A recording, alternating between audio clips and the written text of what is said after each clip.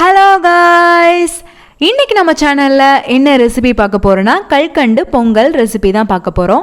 அதுக்கு முன்னாடி சேனல் இன்னும் சப்ஸ்கிரைப் பண்ணலைன்னா சப்ஸ்கிரைப் பண்ணிக்கோங்க. வாங்க வீடியோக்குள்ளே போகலாம். கல்கண்டு பொங்கல் கிட்டத்தட்ட ஸ்வீட் பொங்கல் மாதிரி தான் இருக்கும். இங்கே நம்ம வெல்லத்துக்கு பதிலாக கல்கண்டு ஆட் பண்ணுவோம். ரொம்பவே ஈஸியான ரெசிபி, ரொம்ப டேஸ்டான ரெசிபி. நவராத்திரிக்கு கூட நிறைய பேர் வீட்டில் கண்டிப்பாக செய்வாங்க. வாங்க எப்படி செய்கிறதுன்றதை பார்ப்போம். ஃபஸ்ட்டு 1/2 கப் பச்சரிசி எடுத்து வச்சுக்கோங்க.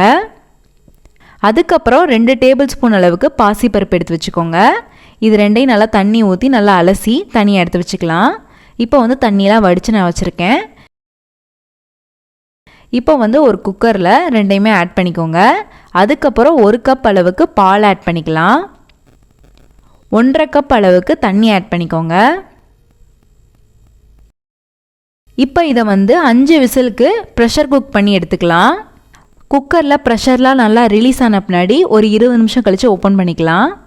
இப்போ இதை நல்லா நம்ம மேஷ் பண்ணி விட்டுக்கலாம். அது நல்லா மேஷ் பண்ணக்கப்புறம் 1/2 கப் அளவுக்கு கல்கண்டு ஆட் பண்ணிக்கோங்க. கல்கண்டு ஆட் பண்ணிவிட்டு நல்லா மிக்ஸ் பண்ணி விட்டுக்கலாம். இப்போ குக்கரை ஸ்டவ்வில் வச்சுக்கோங்க. வச்சுட்டு 1 டீஸ்பூன் நெய் ஆட் பண்ணிக்கோங்க. டேஸ்ட்டுக்கு கொஞ்சமாக சால்ட் ஆட் பண்ணிக்கோங்க. இது நல்லா மிக்ஸ் பண்ணி விட்டுக்கலாம்.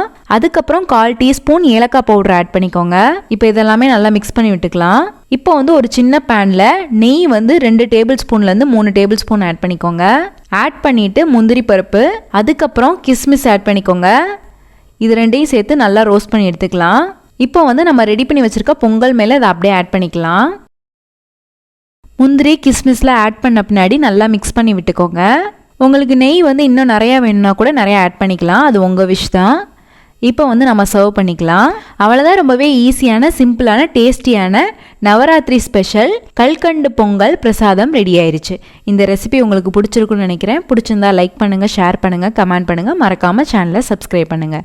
இன்னொரு வீடியோவில் பார்க்குறேன். பாய்.